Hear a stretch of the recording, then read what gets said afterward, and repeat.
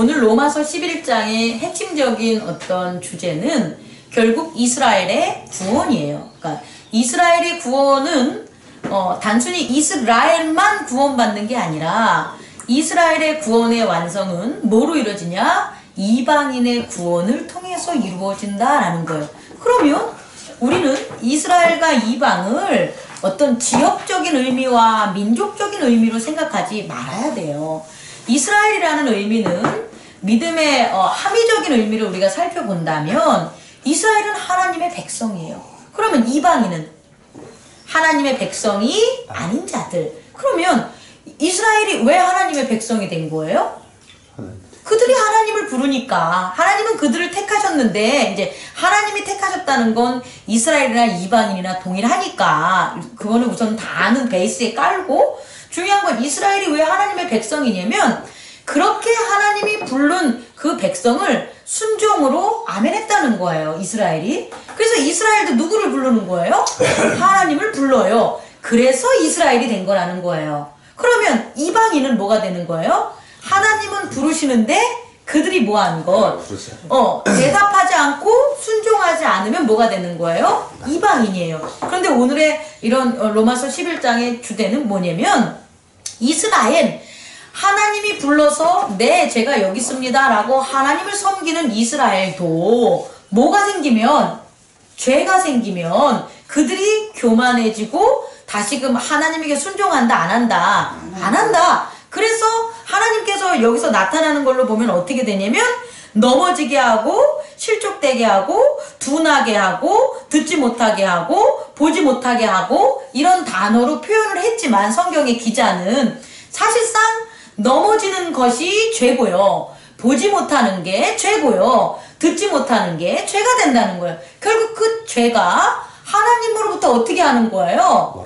가려지게 되는 거죠. 그래서 그들의 삶이 예전에 하나님을 보고 섬기고 듣고 할 때는 풍요롭고 아름답고 능력 있었다면 그런 것들이 가리워지니까 그들의 삶이 어떻게 되겠어요? 고난에 빠지겠죠. 마치 집 나간 탕자처럼 먹을 게 없어가지고 돼지들이 주는 무슨 열매죠? 지엽. 아이고 고맙습니다. 어쨌든 그 열매를 여기 봐요. 중요한 거 아니에요. 그 열매를 먹는 거야. 다시 말해 하나님이 주시는 쌀도 있고 밀도 있고 풍요로운 포도송이도 있고 포도주도 있고 고기도 있고 다 있는데 그런 것들을 못 먹고 동물들이 먹고 있는 그것도 더러운 돼지 새끼가 먹고 있는 뭘 먹는 거냐? 그 열매를 먹게 되니 하나님이 보시기에 어떤 거예요? 불쌍하죠? 그게 바로 긍휼함이라는 거예요. 여러분 우리가 긍휼함은 있잖아요. 우리가 만들어내는 게 아니에요. 우리 인간은 긍휼함이 없어요. 우리 인간은요, 우리 에고가 가지고 있는 거는 비판하는 거, 자기 자신이 나타내는 것, 교만한 것, 이런 것들이 이미 에고의 형성 요소가 되기 때문에 누군가의 불쌍함과 그 처절함이 긍휼함을 느끼지 못해요. 그렇다면 만약에 여러분이 누군가의 안됨과 가난함과 어떤 슬픔과 이런 것들에 대해서 긍휼함이 느낀다면 여러분 안에 누가 있는 거예요? 하나님의 의지가 있는 거예요. 잊지 마시기 바랍니다. 우린 그렇게 보는 거예요. 그 타종교는 없나요?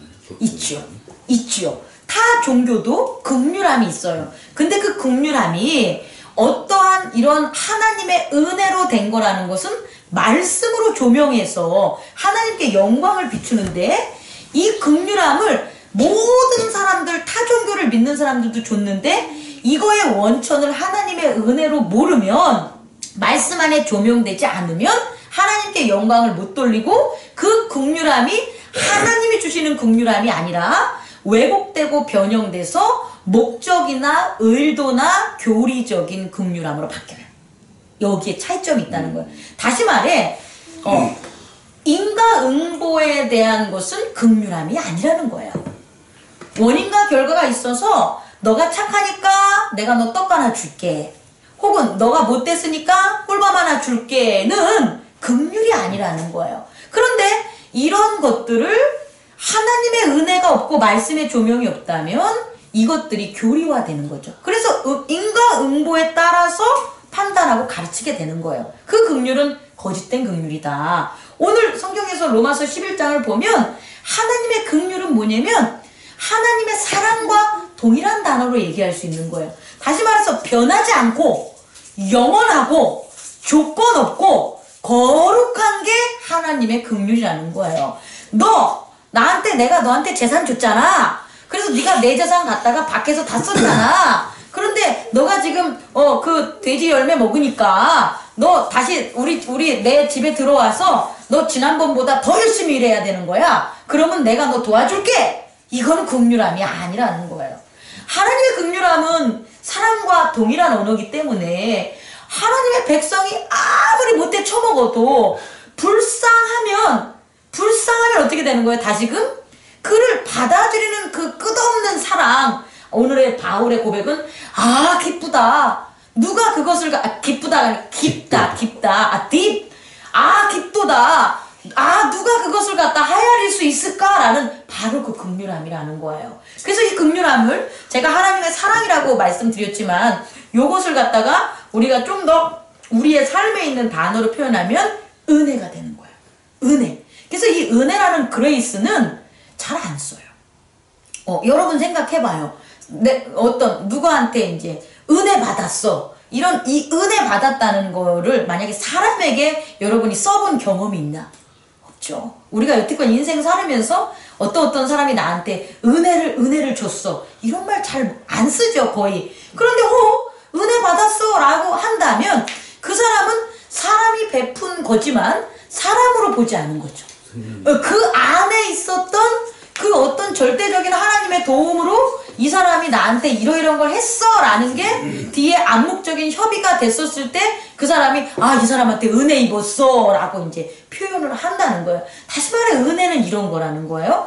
그래서 지난주에 우리가 주일날 설교했던 것처럼 우리는 하나님이 아예 선제적인 뭐가 있다, 의지가 있다. 그 선제적인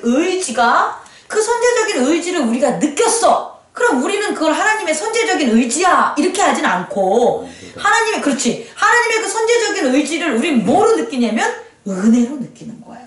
내가 형용할 수 없고 알 수도 없고 헤아릴 수도 없고 내가 어떠한 노력으로 얻은 것도 아니고 나의 행위로 얻은 게 아닌데 내가 자연스럽게 나한테 베풀어 주신 그 의지, 하나님의 생명과 선이 뭐냐라고 하면 우리는 은혜 받았어. 그래서 여러분 구원을 우린 뭐라 그래요? 은혜 받았다고 하는 거예요. 그 구원이라는 것은 단순히 셀베이션이라든지 힐디드 됐다라든지 치유받았다든지 우리가 변했어. 우리가 중생했어. 또 하나는 우리가 소망을 가져. 우리가 재림이라는 예수 그리스도의 그런 어떤 오심을 우린 즐겁게 기다릴 수 있어. 라는 이 모든 것들이 구원이라는 거예요. 다시 말해 구원은 단순히 생명을 얻고 죽지 않아 이런 차원이 아니라 이 땅에서 우리가 느낄 수 있는 4가지, 우리 성결교회는 4가지 중심적인 신조가 있는데 그 신조가 뭐냐면 중생이에요. 중생은 뭐냐면 거듭남이고요. 갑자기 이게 왜 나올지만 한번 설명해 줄게요. 이 거듭남은 은혜라는 거예요. 제가 거듭났어요. 저 바뀌지 않았습니까? 이건 제 예전의 모습을 봤을 때 사람들에 비하면 바뀐 거고 또 바뀐 걸 제가 알아요. 왜냐하면 바뀌어 살고 있으니까. 그러면 이 바뀐 중생함은 제게 뭐가 되는 거예요? 은혜라는 거예요.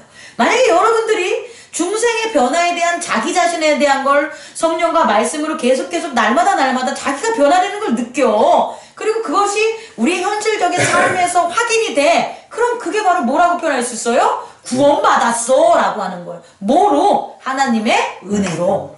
또 내가 누군가에게 뭘 할 수 있어요?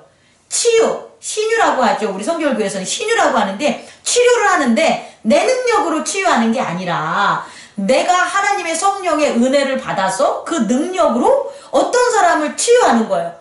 내가 기도를 해줬는데 그 사람이 막 슬픔이 걷어 나가버리고 기쁨이 와. 내가 이 사람을 기도해줬는데 이 사람이 환난 가운데서 극복을 하고 평안한 길을 걸을 수 있어.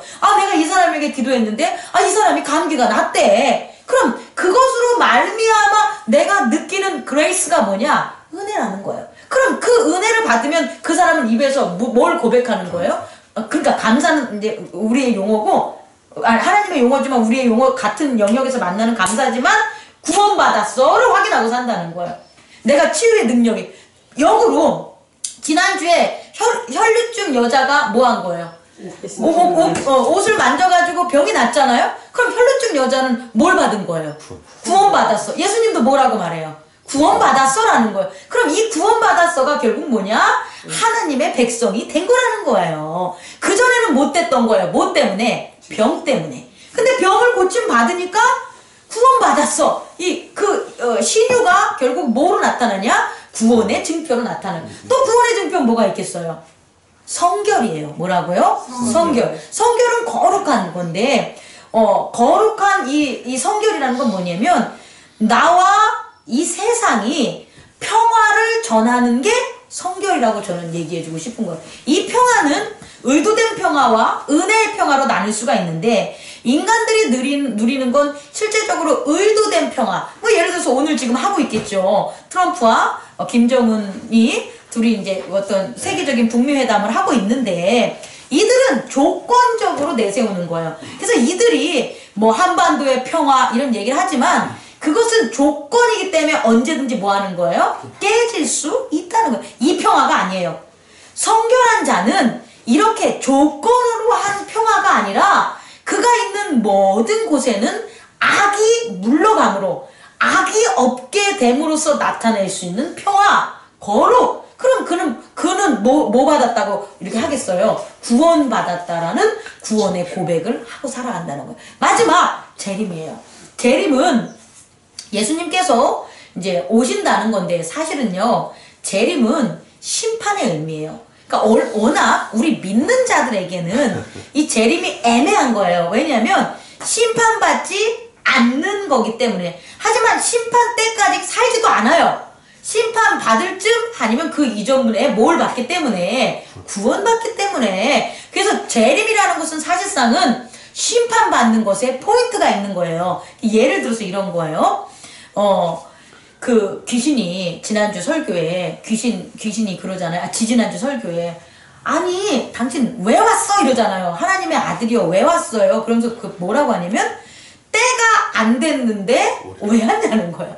때가 안 됐는데 우리를 괴롭게 하기 위해서 오셨습니까? 이래요. 다시 말해, 그때는 우리를 위해서 있는 때가 아니에요. 심판의 때는 우리를 위한 게 아니라, 우리를 위한 건 구원의 초림의 예수고, 사실 심판의 때는 우리를 위한 게 아니라 태초부터 하나님께서 모든 악과 음부를 뭐 하겠다는 거예요? 사망을 멸하시겠다는 뭐가 되는 거냐면 언약이 되는 거고, 그의 의지예요. 선제적 의지. 그래서 그 선제적 의지를 우리가 아는 게 아니라, 우리만 아는 게 아니라 온 하나님의 피조물들은 다 알고 있는 거예요. 뭘 알고 있냐? 하나님이 사망과 음부를 멸하시고 온전히 하나님의 나라, 킹덤 오브 갓의 나라가 올 거야라는 게 하나님의 의지라는 것을 다 아는 거란 말이에요. 모두 악도. 근데 악은, 귀신은 왜 하냐는 거 빨리. 아니 아직 남았잖아. 이 얘기예요 지금. 아직 남았잖아. 아직 심판 때까지는 좀 그 시간이 있는데 왜 우리한테 와가지고 괴롭히냐 이거예요. 사실 재림이라는 건 뭐냐면, 심판해, 모든 악한 것들을 다 심판해, 이런 것들은 표면적 1차적인 거고, 사실 그 이면적인 건 뭐냐면, 그게 사라지는 게 바로 하나님의 의지라는 거예요. 하나님의 구원의 완성이라는 거예요. 그 구원이 완성되는 건 사망과 음부가 사라져야만 모든 하나님의 피조물들이 하나님과 하나가 될 수 있는 거듭남의 세상이 된다는 거예요. 그래서 뭐에 대한 소망을 가지냐? 재림에 대한 소망을 갖는 거예요. 다시 말해, 재림은 심판을 무서워하고 두려워하는 게 아니라 심판을 오히려 어떻게 하는 거예요? 기다리고 소망하고 기도하는 거예요. 그러면서 그러면 심판을 두려워하고 무서워하는 건 죽음을 두려워하고 무서워하는 거잖아요. 근데 죽음을 무서워하지 않고 두려워하지 않는 자는 뭐 받은 거예요? 구원 받은 거예요. 그래서 우리는 구원을 이렇게 네 가지로 중생, 신유, 성결, 재림이라는 신조로 해요. 눈물 한번 쓰려고. 이렇게 안 하려면요, 그냥 중생하고, 성결하고, 신유하고, 재림하고, 막 이렇게 조건적으로 나열하는 신조 속에서 여태까지 왔는데, 저는 그렇게 생각하지 않아요. 당연히 개별적인 그런 특성이 있지만, 사실 개별적인 특성이 중요한 게 아니라, 구원이라는 하나님의 선제적인 의지와 은혜가 중요한 거죠. 그 의지가 어떻게 우리에게 실질적으로 나타내는 게 중요하다는 게 이제, 제가 여러분들에게 드리고 싶은 거예요. 그래서, 오늘 말씀을 보면 1절만 딱 보면 끝날 것 같아요. 하나님이 자기 백성을 버리셨느냐? 그럴 수 없느니라. 하나님이 자기 백성을 버리는 건 애초부터 그런 의지로 했어야 돼요. 태초부터 하나님은 인과응보적인 하나님이야. 그럼 영원한 하나님이 아니잖아요. 거룩하신 하나님이 아니에요. 조건적 하나님이 되는 거기 때문에 그렇게 태초부터 그 의지를 가지셨다면 당연히 버리셨겠지. 근데 그게 아니라 태초부터 하신 게 뭐냐면 사망과 음부를 모두 다 멸한다는 것 자체가 모든 이들을 뭐 하겠다는 거예요? 백성들을 구원하겠다는 거 아니에요. 사망에 있는 백성까지도 구원하겠다는 거 아니에요. 음부에 있는 백성까지도 구원하겠다는 거 아니에요? 그러니까 하나님의 선제적 의지가 이렇게 다 구원하겠다는 의지인데 어떻게 버릴 수 있겠냐는 거예요. 그런데 나타나는 현상은 이스라엘이 왕같은 제사장 때도 있었지만 이방인들에게 뭐하게 되는 거예요? 압제를 당할 때도 있었다는 거예요. 그렇다면 이런 일들이 벌어지는 이유가 뭐냐? 이것은 이스라엘인도 구원받고 뭐라고요? 이방인들도 구원받는 하나님의 구원의 완성이 된다는 거예요. 그래서 5절을 보니까 지금도 은혜로 택하심에 따라서 남은 자가 있다는 것은 지금도 여전히 은혜는 어떻게 된다? 이루어지고 있다라는 거예요. 자, 괜찮아요. 여러분, 은혜의 반대가 뭘 것 같아요? 은혜의 반대적인 개념이 뭘 것 같아요?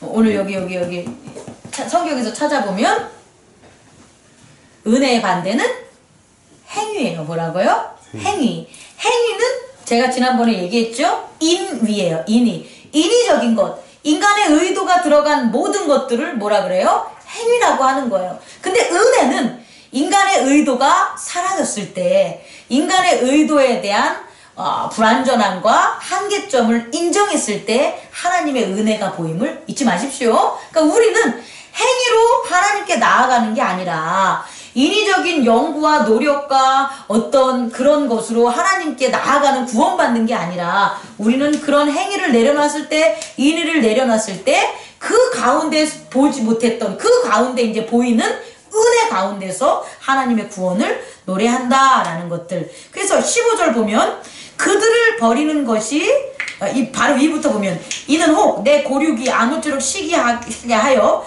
그들 중에 얼마를 구원하려 함이라. 그들을 버리는 것이 세상의 화목이 되거든 그 받아들이는 것이 죽은 자 가운데서 살아나는 것이 아니면 무엇이냐. 다시 말해서 예수 그리스도께서 죽은 자 가운데 다시 살아나신 것은 당연히 뭘 위해서다? 하나님과의 화목, 그게 구원이고요. 또 이방인과 이스라엘 간에도 화목, 그 구원을 지금 역설적으로 얘기하는 거예요. 마지막으로 정리할게요.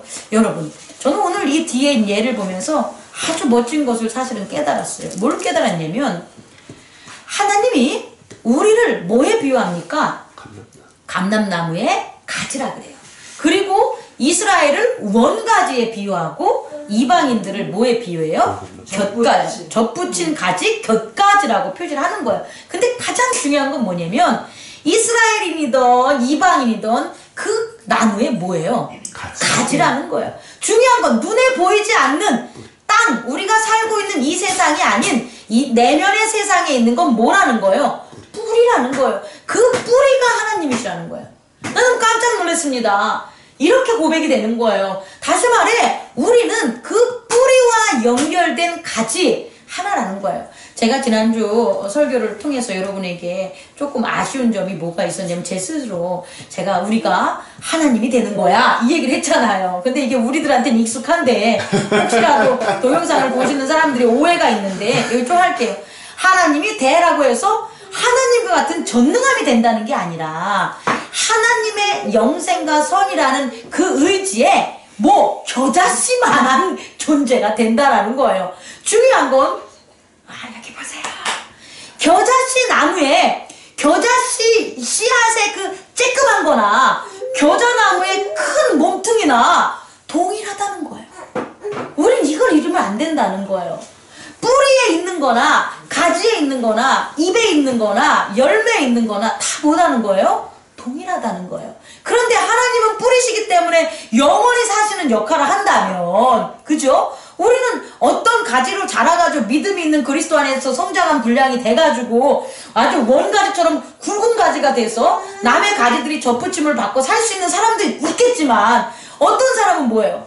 그냥 그 가지에 달려있지도 않지만 남의 가지에서 이렇게 잘라와서 그 원가지 딱 접붙임으로 이제 막 새싹이 돋는 그런 가지라 할지라도 다 뭐다? 하나님이 됐다라는 거예요. 제가 얘기하고 싶은 것은, 그러니까 하나님이 된다라는 의미는 하나님같이 전지전능한 신이 된다는 게 아니라 인간이 죄에서부터 떠나가서 하나님의 그 선제적인 의지와 동일한 겨자씨만한 의지가 우리 안에 자라면 그 씨앗이 어떻게 된다? 말씀 안에서 점점 어떻게 돼요? 하나님의 영광과 그의 능력과 그의 거룩과 그의 영생 속으로 우리는 어떻게 된다? 흥황한다! 라는 걸 얘기해주고 싶은 거예요. 그러니까 결국 너무나 감사한 게 우리를 그 하나님의 원 뿌리에 비유했다는 게 너무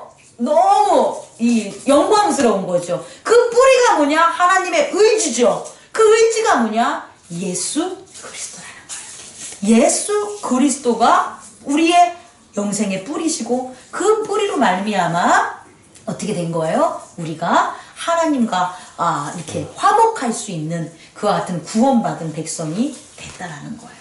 멋지지 않습니까? 이걸 갖다가 이제 정리를 하면 이것을 여러분의 세계관에 이렇게 세워야 되는 거예요. 어떻게? 나의 뿌리는 뭐다? 그리스도 예수다. 그리고 나는 가지인데 내 가지가 항상 뿌리에 있는 그 몸통과 뭐 해야 된다? 나는 연결되어 있다. 연결되어야 한다? 아니야. 연결되어 있다. 접붙여져 있다. 근데 내가 일어나는 이 현실적인 번뇌와 갈등과 이 문제는 뭘까? 내가 너무 약한 거야. 내가 너무 믿음 안에서 그 가지 안에서 뿌리의 의지대로 내가 살지 못했기 때문에 내가 너무 약해진 거야. 그래서 사람들이 나를 꺾으려고 그러고 세상의 새들이 나를 쪼아먹으려고 그런 거야. 그러니까 내가 더 어떻게 해줘야 되냐? 이 가지에 어떻게 해야 될까? 뿌리에서 오는 영양분들을 내가 더 먹어야지! 라는 의지로 어떻게 해야 되냐? 여러분들이 하나님의 의지로 하나가 되시길 바랍니다. 그게 세계관인 거예요. 우리의 세계관이 이렇게 세워지면 이제 어떤 일들이 벌어지냐면 우리 자체가 진리로 가득 찬 자들이 되는 거예요. 뭐라고요? 진리로 가득 찬 자. 우리의 내면의 세계가 진리로 가득 차면 우리들이 경험하는 건 뭐가 되냐면 진실이 되는 거예요. 그런데 우리의 내면의 세계에 이 진리가 안 써 있어. 다시 말해, 우리의 뿌리가 그리스도 예수가 아니야. 그리고 그 뿌리가 하나님이 아니래. 어떻게 할 건데? 그게 내면의 세계에 차여 있으면 진리가 없어요. 그럼 우리가 현실 생활에서 생활한단 말이에요? 그럼 우리는 진실하지 못해요. 이 차이인 겁니다. 우리가 내면의 세계에 예수 그리스도의 이 구원의 확신과 믿음 속에 원믿음이라고 합시다. 태초부터 선지한 그 의지를 믿는 그 믿음만 있으면 우리가 하는 것들이 다 어떻게 되냐면 진실해진다는 거예요. 뭐라고요? 진실. 그러니까 진실은 밖에서 나오는 게 아니라 내면에서 바깥 세상으로 나가는 거예요. 바깥 세상은 진실하지 않아. 바깥 세상을 믿지 말라고. 바깥 세상은 진리가 없어요. 그래서 내 안에 진리로 가득 찬 사람들이 밖에서 많이 생활을 해서 그 진실함이 넘치게 하라고. 이해합니까? 그 진실함이 넘치게 하는 것들이 은혜와 기쁨이 되는 거예요. 그런데 이 세상은요, 뭘 강조하냐면 사실을 강조하는 거예요. 사실은요, 내면에서 나오는 게 아니에요. 사실은 뭐냐면 지각의 세계에서 관찰되는 거예요. 자, 해가 어디에서 어디로 떠요? 동에서 서로 떠요. 그럼 뭐로 봤기 때문에 그래요? 눈으로 봤기 때문에 동쪽에서 떠서 서쪽으로 진다 그러죠. 그러면 해가 동쪽에서 떠서 서쪽으로 뜨는 게 사실이야. 그러면 뭐예요? 맞는 답이죠. 그런데 야, 해가 서쪽에서 떠서 동쪽으로 떠. 그럼 뭐예요? 사실이 아니야 이러잖아요. 그런데 진실은 뭐예요? 이렇게 동쪽에서 떠서 서쪽으로 지는 진실은 뭐예요? 지구가 자전을 서쪽에서 동쪽으로 돌기 때문이에요. 지구가 거꾸로 시계 반대 방향으로 도니까 해는 어떻게 하는 거예요? 시계 방향으로 뜨게 되는 거예요. 그러면 그 지구가 거꾸로 도는 걸 알아 몰라? 아, 우리 모르잖아요. 지구가 이렇게 도는 게 보이냐고 못 보잖아요. 그래서 그건 진실이 되는 거예요. 다시 말해, 우리가 보지 못하는 것, 내면의 세계에서 나오는 건 그건 뭐냐면 진실의 세계가 되는 거고, 그 세계 밖에서 눈으로 보는 것들은 뭐가 되는 거냐? 사실이 되는 거예요. 근데 사실이 진실이 될 수는 없다는 거예요. 그래서 어떻게 돼요? 갈릴레오는 죽게 되잖아요. 그래도 지구는 돈다. 그러면서 죽잖아요. 그럼 그 사람이 거짓을 행한 거냐고. 진실을 행했잖아요. 근데 그 사람을 죽인 사람들은 뭐 때문에 죽인 거예요? 사실은 말이야 이거잖아요. 지구가 왜 돌아? 태양이 돌지. 사실을 근거해가지고 뭐 한 거예요? 죽인 거잖아요. 여러분, 세상이 지금 이래요. 믿는 자들에게 팩트를 강요해요. 팩트. 사실을 강요한다고. 근데 사실은 아무것도 아니야. 지각의 세상에서 보는 거기 때문에 속일 수 있는 거고 거짓된 거예요. 근데 우리는 그 지각에 있는 것들을 보고 그걸로 살아가는 게 아니라 하나님의 선제적 의지를 알기 때문에 선제적 은혜 가운데서 그 믿음 안에서 진리로 가득 찬 사람들이 돼야 되는 거예요. 그래서 우리는 사실을 교정할 수 있는 진실을 말하는 자들이에요. 설령 모가지가 땡동할지라도 진실을 얘기한 갈릴레오처럼, 바울처럼, 예수 그리스도처럼 우리는 그 길을 가기를 원합니다. 저와 그런 여러분들이 되기를 기도합니다. 꺼주시기 바랍니다.